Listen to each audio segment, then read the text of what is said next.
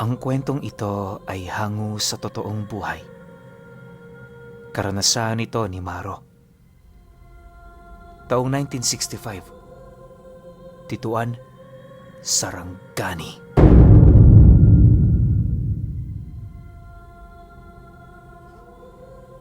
Lumaki sa trabahong paglalako ng uling itong si Maro.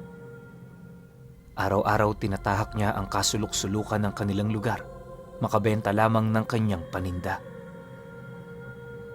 Dahil sa medyo bata pa noon si Maro, siya ang itinalaga ng kanyang ama na maglako. Hindi siya nito pinapasama sa bundok para kumuha ng mga kahoy, gawa ng nagkalat sa lugar na yon ang mga makakamandag na ahas. Kung nagkataong palaro-laro ka lang doon at hindi tumitingin sa iyong dinaraanan, maaaring hindi ka makauwi nang hindi natutuklaw. Pag-uuling lang ang kanilang ikinabubuhay, pero hindi pa rin yun madali, lalo pat buwis buhay ito. Kahit siya lang mag-isa noon ang naglalako, masasabi kong hindi pa rin yun madali. Milya-milya rin ang kanyang nilalakad araw-araw, bitbit ang 3 sako ng uling. Kapag masigla ang kalabaw nila, hindi siya gaanong nahihirapan. Pero kapag may sakit ito o hindi naman kaya'y ginagamit sa bundok, mano-mano niyang pinapasan ang mga uling na yon. Nasa edad 16 lang itong si Maro, kaya sa kanyang murang katawan, talaga namang napakahirap nito. Sa halos hindi niya mabilang na pabalik-balik sa sentro ng baryo, meron siyang napansing kakaibang bagay sa lugar na yon. May isang magarang tahanan doong itinatayo, pero habang unti-unti yung binubuo, pansin niya wala yung masyadong bintana. Bagaman gawa ito sa purong konkreto, pakiramdam niya hindi yun pinag-isipan ng pamilyang nagpagawa nito. Maliban sa bagay na yon, wala na doong kakaiba. Pero ayon kay Maro, yung mga trabahador na nagtatrabaho, nararamdaman niyang may mabigat na presensya. Tuwing dumaraan kasi siya rito, inaalokan niya yon ng uling, subalit pinagmamasdan lamang siya nito. Blanko ang pagmumuka. Kahit anong gawin niya, wala yung ekspresyon sa kanilang mga mata. Basta ang ginagawa nito, tumitig tapos magsawalang imik. Kapag aalis na siya, agad naman yung bumabalik sa kanilang mga ginagawa. Dahil sa ganoong pangyayari, pilit iniwasan ni Maro ang lugar na yon. Habang itinatayo ito, hindi na niya tinangkapang mag-alok doon ng kanyang paninda. Kaya lang kasi naman niya inaalok ang mga taong yon dahil napapansin niya doon yun nagpapalipas ng ilang araw kapag patapos na ang linggo. Itong mga panahong ito, malapit nang matapos ang bahay na yon. Kahit sa kabilang daan siya noon dumaraan, kitang-kita niya pa rin ito sa kadahilanang yon ang pinakamataas na bahay sa kanilang lugar. Ito lang din ang bahay doon na enggrande, kaya usap-usapan ng mga mayaman ang lilipat sa lugar na yon. Pero makalipas ang ilang buwan matapos itong maitayo, laking gulat na lamang nila nang wala naman sila doong nakitang tumira.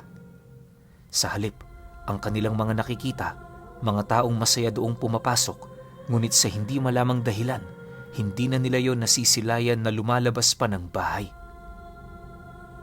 Dahil sa pangyayari, naging maugong ito, hindi lang sa kanilang baryo, bagkus ay sa mga katabi pa nito.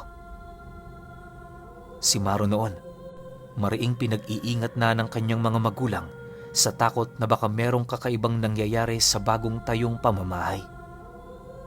Minsan, pinipilit nitong sumama sa kanya para lamang hindi siya maabutan ng gabi sa daan.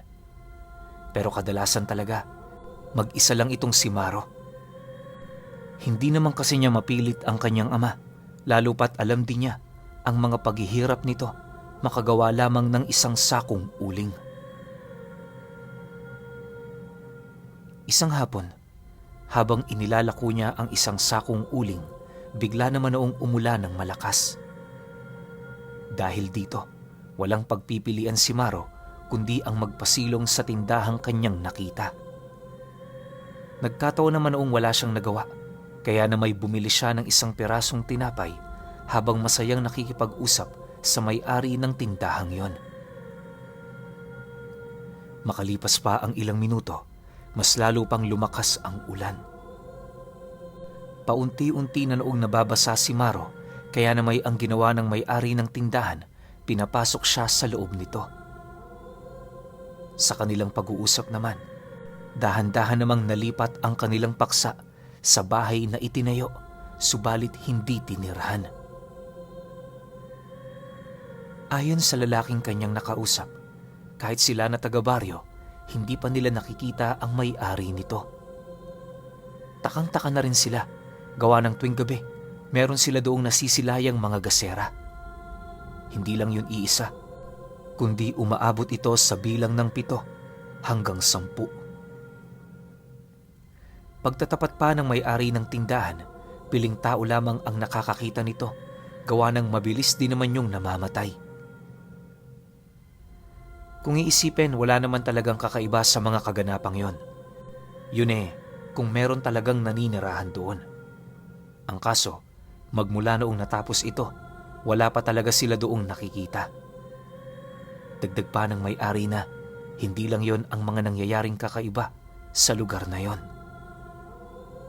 Tuwing gabi kasi, meron silang naririnig na mga yapak na naglalakad sa labas, pero sa oras na sinisilip nila ito, wala sila roong nakikita. Ang mas nakakabahala pa, iisang direksyon lang ang tinatahak ng yapak na yon, at yon ay walang iba kundi patungo sa bagong bahay na itinayo sa baryo nila. Pagtatapat pa ng may-ari na magmula noong naitayo ito, wala na silang ibang nararamdaman kundi ang takot para sa kanilang mga buhay. Matapos naman itong marinig ni Maro, napalunok lang naman siya ng laway habang sumasagot sa lalaking yunang, "Hindi naman ho ba delikado na maglakad dito ng 10 oras? Base kasi sa salaysay ninyo, parang peligroso nang maglakad-lakad dito kapag gabi. Sa tingin nyo, Manong, may mangyayari hubang masama sa akin?" Nang marinig naman ito ang kanyang sinabi, dahan-dahan naman itong ibinaling sa ibang lugar ang paningin nito habang malalim na nag-iisip. Maya-maya pa, pagsilay naman ito sa pagmumukha niya, seryoso naman yung sumagot ng, "Di ko alam Ayaw naman kitang takutin. Kaya ang maipapayo ko sa'yo, mag-ingat ka na lang. Hindi natin alam kung ano ang mga mangyayari." Matapos naman itong marinig ni Maro, agad naman siyang sumilay sa labas para tingnan kung humupa na ba ang ulan. Ngunit nang masipat niyang napakalakas pa nito, wala naman siyang ibang naramdaman kung hindi ang mag-alala. Sa isip-isip noon ni Maro, kung hindi yun huhupa sa lalong madaling panahon, hindi malabong uuwi siya sa kanila ng 10 oras. Malapit lang naman sa sentro ang bahay nila, pero delikado rin ang kanyang dinaraanan. Bukod sa wala doong gaanong bahay, purong talahib lang din ang nakapalibot sa paligid. Subalit, sa kabila ng mga pag-aalangang yon, desidido pa rin siyang umuwi. Sa pagtungtong ng 9:00 ng gabi, unti-unti nang humupa ang ulan. Nang mapagtanto naman yon ni Maro, dali-dali naman niyang pinasa ng isang sakong uling, sabay mabilis na tinahak ang daan pabalik sa kanilang tahanan. Bago pa man siya makaalis sa pamamahay ng lalaki, mariin naman siya nitong inabisuhan na huwag niyang hahayaang makita siya ng mga taong hindi naman nila kakilala. Hanggat maaari umiwas siya sa kadahilan ng malakas ang kutob nito, hindi mga pangkaraniwang tao ang mga nilalang na yon.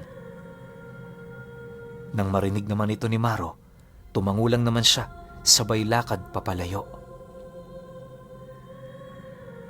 Sa pagbagtas niya ng daan, naging maayos naman ang lahat. Bawat bahay na kanyang nalalagpasan, wala nang nakatambay na tao sa labas nito. May iilan naman doong nakabukas pa ang mga gasera, pero karamihan doon nakapatay na, indikasyon na tulog na ang mga taong naroon. Dahil sa ganoong sitwasyon, iniwasan na ni Maro na tumingin-tingin pa kung saan-saan. Pagkaraan pa ng ilang minuto, nang mapansin naman niyang malapit na siya sa bahay na kinakatakutan niya, naging maingat naman siya sa kanyang paglalakad. Hanggat maaari, ayaw niyang gumawa ng ingay sa lugar na yon upang hindi nito mapukaw ang pansin ng mga nilalang na nagkukubli sa loob nito. Maya-maya pa, nang marating na niya ang unahan nitong bahagi na purong talahiban, doon niya nasipat ang pangkat ng mga tao na naglalakad sa daan. Noong una, wala naman doong kakaiba, pero nang medyo malapit na yun sa kanya, napansin niyang naglalaho ang pang-ibabang parte ng mga taong yon. Kakaiba rin ang pagmumukha nito na parabang kalahati yung bungo. Ang mas lalo pang ikinatakot noon ni Maro ay noong masipat niya ang nasa pinakaunang hanay na merong daladalang bandila na parabang ilang siglo na ang tanda. Bukod sa punit-punit na ito, matatalas din ang dulo nito na parabang talim ng sibat. Walang sabi-sabi, agad naman siyang pumasok sa talahiban, sabay bagsak ng kanyang dalang sako sa matubig na parte nito. Itinago niya rin ang kanyang sarili sa putikan sa pagbabakasakaling dahil sa ginawa niyang yon, hindi siya masisilayan ng mga nilalang. Makalipas pa ang ilang minutong pakikiramdam, dumaan na nga ang mga nilalang na yon. Habang nakapikit noon si Maro, pansin na pansin naman niya ang bigat ng mga yapak nito. Parang hindi noon mga tao ang dumaraan. Dagdag pa ni Maro na muntik-muntik na niyang ikabaliw ang presensya ng mga nilalang.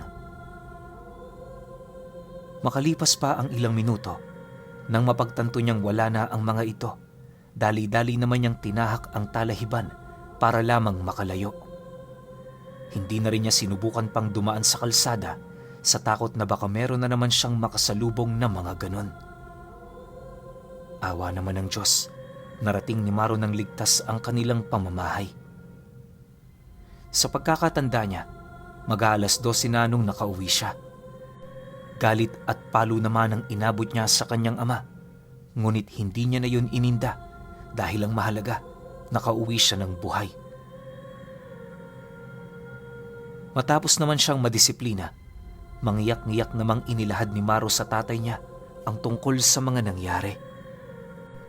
Hindi na rin niya inisip kung iisipin nito na nagsisinungaling siya dahil para sa kanya, yon ang totoo. Sa pagpapatuloy naman ng kanilang pag-uusap, napansin naman niyang unti-unti na yung kumakalma. Pagbaba nito ng tangkay ng bayabas, nagdesisyon niyong makinig sa kanya. Maya-maya pa, nang mailahad na niya ang kabuuan ng kanyang rason, napabuntong hininga lang naman ang ama niyang yon habang sumasagot sa kanya ng, "Hindi kita pinalo dahil hindi ko nagustuhan ang ginawa mo. Pinalo kita dahil sa pagmamahal at pag-aalala ko sa iyo. Alam mo ba, kanina ka pa naming hinahanap. Pabalik-balik na rin kami sa baryo pero hindi ka namin makita. Akala ko nga may kung sino nang dumukot sa iyo. Mula ngayon, Maro, huwag ka nang papayag na gabihin ka sa daan. Kung umulan man, hayaan mong mabasa yung mga uling. Pero lang yan, wala yang halaga kumpara sa buhay mo. Naintindihan mo ba ang sinasabi ko?" "Oo, Tay. Hindi ko na uulitin." Mapagkumbabang sagot naman dito ni Maro. Nang marinig naman yon ng kanyang ama, agad naman itong inilabas ang pagkaing itinabi nila. Matapos namang makapaghapunan nitong si Maro, dali-dali naman siyang tumungo sa kanyang silid para magpahinga. Ilang araw pa ang lumipas matapos ang insidenteng yon. Napakaaga na niya kung maglibot sa baryo. Iniiwasan na rin niyang tingnan ang bahay na yon, gawa ng kapag nakikita niya ito, muling sumasariwa sa kanyang alaala ang mga nangyari. Akala ni Maro, habang buhay na niyang maiiwasan ang ganoong pangyayari, subalit 1 buwan lang noon ang lumipas, kumalat sa kanilang lugar ang tungkol sa pagkawala ng iilang mga bata. Hindi nila mawari kung saan yun nagpunta, lalo pat wala naman silang mahanap na bakas na maaaring makapagturo nito. Dahil sa balitang yon, naging madalang naman ang pagtungo ni Maro sa baryo. Yung mga nilalako niya, unti-unting binabawasan ng kanyang ama, o kung hindi naman, sumasama yun sa kanya kahit pagod na ito sa pag-uuling. Wala naman yung pagpipilian, lalo pat takot naman itong isugal silang magkakapatid. Isang hapon, habang naglilibot sila sa baryo, meron silang nakitang mga kalalakihang nagkukumpulan sa gilid ng daan. Paglapit naman nila sa kinaroroonan nito, doon nila narinig na pinag-uusapan pala nito ang bahay na hindi pa tinitirhan ng may-ari. Ayon sa mga taong yon, malakas ang kanilang kutob, doon itinatago ang mga batang nawawala. Sa kahit anong aspeto kasi, wala na silang maaari pang maisip kung saan pumunta ang mga biktima. Imposible namang lumabas yun sa kanilang lugar, lalo pat may mga nakaposteng tano doon tuwing 10 oras. Dagdag pa ng mga ito na kung papasukin nila ang bahay na yon, paniguradong mahanap nila ang mga nawawala. Matapos naman itong makapagwika, ni isa sa mga kausap nito walang tumutol. Pagkarinig naman ng ama ni Maro ukol sa bagay na yon, nagpatuloy lang naman sila sa kanilang paglalakad habang pabulong na pinag-uusapan ang tungkol sa mga bagay na kanilang napakinggan. Ayon sa ama ni Maro, nasisiguro nito na gumagalaw na rin ang mga albularyo sa kanilang lugar. Yun nga lang, dahil sa kakaiba ang mga nangyayari, kaya hindi yun basta-bastang makapagbigay ng mga detalye. Mariin din itong inilahad sa kanya na hanggat merong pagkakataon ang mga albularyo, sinisikreto nila ang mga ganoong uri ng bagay. Dagdag pa ng kanyang ama, mas mainam na pagtuunan na lamang nila ng pansin ang mga bagay na kanilang pinagkakaabalahan. Bukod kasi sa wala silang maitutulong, maaaring maging pabigat lang din sila sa mga taong naghahanap ng hustisya ukol sa pagkawala ng kanilang mga mahal sa buhay. Matapos naman yung marinig ni Maro, minabuti na lamang niyang manahimik. Sa isip-isip niya, may punto ang kanyang ama. Kahit din kasi siya, aminadong hinding-hindi mangangahas na tumulong sa mga ito. Makalipas pa ang ilang minutong paglalakad, narating na nga nila ang dulong parte ng baryo. Hindi naglaon, nang medyo malapit na sila sa lugar na pinagtitirikan ng bahay, napansin naman niya ang animoy pagiging kabado ng kanyang ama. Kung kanina ay palasalita ito, ngayon ang tanging nagagawa na lamang nito ay magmasid sa buong paligid. Maya-maya pa, sa pagharap nila sa kinaroroonan ng bahay, meron silang napansing isang taong dumaan sa bintanang nasa ikalawang palapag nito. Kahit mabilis ang pagdaan ng nilalang na yon, hindi ito nakaligtas sa kanilang mga mata. Upang hindi sila makagawa ng anumang eskandalo, minabuti nilang itago lamang ito. Sa pagdating naman nila sa magubat na parte ng daan, bahagya sila doong tumigil para muling tingnan ang bahay na yon. Nang mapagtanto naman nilang wala na silang makikita, minabuti naman nilang umuwi na. Sa pagsapit ng gabi, pansin ni Maro na hindi mapakali ang kanyang ama. Magmula kasi noong nakauwi sila, palagi lang yung tulala tapos hindi makausap. Dahil dito, doon niya napagtanto na meron yung iniisip na kakaiba. Malakas ang kanyang kutob na kung hindi yon pupuslit patungong baryo, maghahanap yon ng paraan para makalapit sa lugar na pinagdududahan ng karamihan. Maya-maya pa, sa paglalim pa ng gabi, doon na napansin ni Maro ang pasimpleng paglabas ng kanyang ama. Walang sabi-sabi, Agad naman niya yung sinundan ng palihim. Bago pa man siya nito mapansin, malapit na sila sa bukana ng baryo.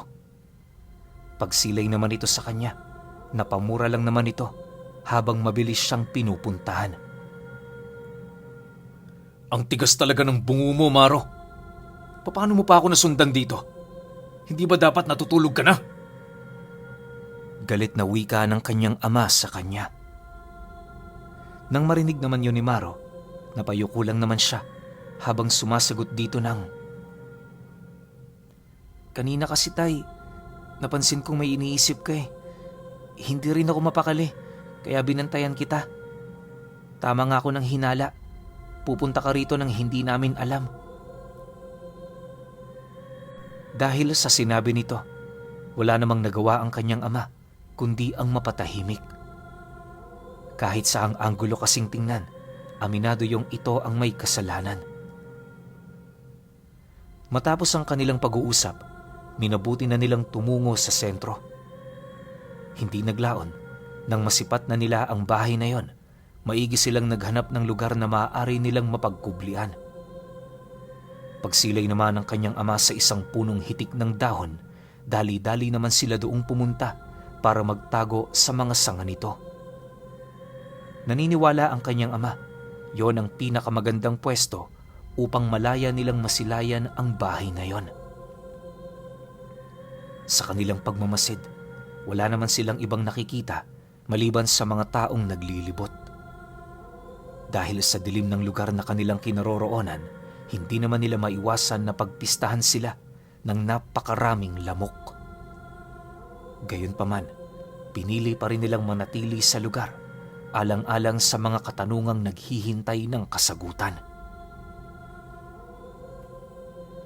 Sa pagsapit ng 11:00 ng gabi, wala na silang nakikitang tao sa buong paligid. Yung baryo noon napakatahimik na. Purong mga huni na lamang ng insekto ang mga naririnig nila.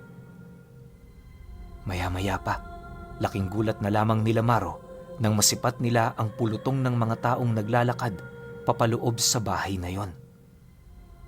Noong una, inakala nilang mga pangkaraniwang tao lang ito. Pero pagsilay naman nila sa mga parte ng katawan nito, lumulutang yon. Kalansay na rin ng mga taong yon na parang matagal ng panahong na maalam sa mundo.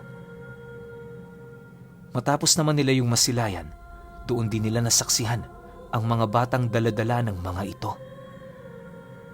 Pagpasok nito sa entradang pinto ng bahay, saksing buhay sila Maro kung papaano yun mag-anyong isang bibig ng kung anong dambuhalang nilalang. Hindi niya mawari kung ano ito pero paglalarawan niya rito para yung isang malaking bunganga ng isda na nakausli sa mismong lupa. Wala na rin siya noong nakitang ikalawang palapag na parabang ginagamit lang ng mga nilalang bilang sa bulag. Ang mas nakakapagtaka pa sa lahat, pagpasok ng mga kalansay sa loob nito, agad din naman yung bumalik sa normal. Hinihintay din nila yung makalabas pero hanggang sa pagsapit ng bukang liwayway, wala na silang nakita. Dahil sa kanilang mga nasaksihan, nagdesisyon ang kanyang ama na magpakonsulta sa albularyo.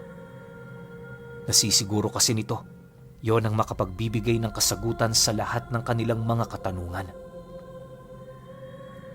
Matapos namang marinig ng albularyo ang kanilang salaysay, iisang bagay lamang ang inilahad nito at yun ay ang bahay na yon, isang lagusan ng mga aswang. Kaya wala roong lumalabas sa kadahilanang nakadugtong ito sa ibang lugar. Dagdag pa nito na anuman ang dulo ng lagusang yon, paniguradong pugad yon o hindi naman kaya'y baryo ng mga nilalang. Dahil sa naging salaysay noon nila Maro, kung kaya yon ang naging basihan ng matanda para ipagiba ang tahanang yon. Hindi naman doon tumutol ang kanilang mga kalugar, lalo pat yun din naman ang kanilang nais mangyari. Ayon kay Maro, habang ginigiba ang bahay, meron pa doong iilang taong namatay. Yung iba dinapuan ng matinding karamdaman, habang ang iba naman nagpapakamatay ng walang dahilan. Dagdag pa ni Maro na sa buong buhay niya, yon ang pinaka nagbigay ng kilabot na karanasan na ayaw na niyang balikan. Pero alam ninyo, pinuno, kahit ilang dekada pa man ang dumaan, nagiging bata pa rin siya dahil sa takot kapag naririnig niya yung tungkol sa kinakatakutang bahay ni Maro.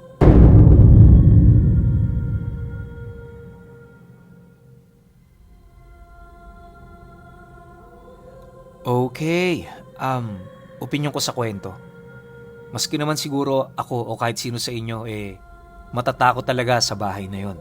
Pero alam nyo, bata pa to si Maro, 16. Ako nung mga nasa edad akong mga 11 hanggang ganito rin, 16. Meron talaga sa lugar natin na kinakatakutan talaga nating bahay. Kahit nasabihin nating may nakatira, meron tayong nararamdaman sa bahay na yon. Tapos yung pakiramdam na yon, hindi yun nagkakamali. Kwento ko lang, mabilis lang din. Noon kasi nung bata pa ako, pag pumupunta kami ng Masambong, kila Tito Jerry, may isang bahay doon na parang abandonado na pero may nakatirang 2 matanda. Tapos tuwing dumadaan ako doon, sinasabi ko sa pinsan ko na, alam mo, natatakot ako sa bahay na yan. Hindi ko alam kung baka dahil lang sa itsura o baka dahil sa mga nakatira. Paulit-ulit kong kinukwento yon hanggang sa nagkaroon ng inuman na kwento ni Jerry Boy, yung pinsan ko nga, sa papa niya. Tas alam niya, sabi ni Tito Jerry, na yung bahay na yon, pugad din ng mga sinaunang aswang. Ang galing, di ba? Anong panahon to? 1997, 1998? Basta mga nandyang taon na yan. Yung bahay na yon, pugad din ng mga sinaunang aswang. Hindi ko lang alam kung anong ibig sabihin ng sinaunang aswang tsaka sa mga makabagong aswang. Tapos yung mag-asawa na raw na yon, nauna pa ron kila Tito Jerry, tapos ilang taon na rin doon nakatira. Kaya yun nga, gusto ko lang palabasin sa punto ko, sorry napakwento ko, na pagbata tayo, may nararamdaman tayo sa ibang bagay, totoo talaga. 'Di ba? Pag yung ayaw ng instinct natin talagang hindi natin sinusunod. Parang yun nangyari kay Maro, 'di ba? Dati na siyang takot sa bahay. Mas natakot pa siya nung nakarinig siya ng kwento dun sa lalaki. So ibig sabihin, noon pa man din may nararamdaman na talaga si Maro sa bahay na yon. Tas sino makapagsasabi, ako nga hindi ko nahulaan nalagusan pala yun ng mga aswang. Siguro para kumuha sila sa baryo nila Maro, dun sila dumadaan. Pero walang nakakakita na may lumalabas o may pumapasok. Yun lang, yung mga gaserang nakasindi. 'Di ba? Sana nung una pa lang giniba na nila kaagad, no? Hindi na nila hinintay na may mga nawala pang bata. 'Di ba? Pero overall, ang ganda ng kwento na to. Maraming bumabalik sa alaala ko nung bata pa ako. Pero syempre, kayo pa rin. Kung may opinyon kayo sa kwentong ito, comment nyo lang sa baba. Yun lang. Hanggang sa susunod na kwento. Salamat.